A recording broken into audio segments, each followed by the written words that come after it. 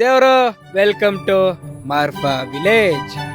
Tibet ಹತ್ರ ಇರೋ ಈ ಟಿಬೆಟ್ ಹಳ್ಳಿ ಅಂತೂ ಅದ್ಭುತ.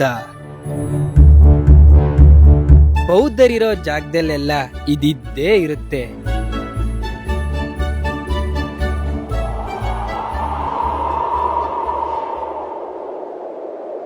ಈ ಹಳ್ಳಿ ಯಾಕಿಂಗಿದೆ ಅನ್ನೋ ನನ್ನ ಪ್ರಶ್ನೆಗೆ ಉತ್ತರ ಕೊಡೋಕೆ ಶ್ವಾನ ಮುಂದಾಯ್ತು.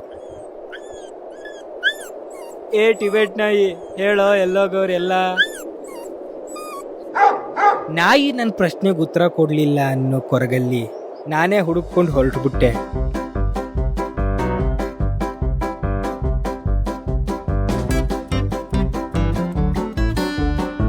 ಹೊಳೆಲಿ ಕುದುರೆ ನೀರು ಕುಡಿತಾ ಇದೆ.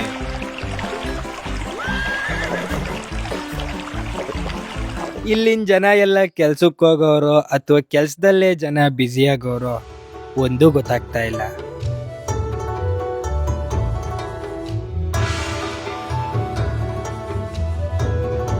ಈ ಸೈಲೆಂಟ್ ಆಗಿರೋ ಹಳ್ಳಿ ನೋಡಿ ಗೊತ್ತಾಯ್ತು, ಹಳ್ಳಿ ಜೀವನಾನೇ ಜೈ.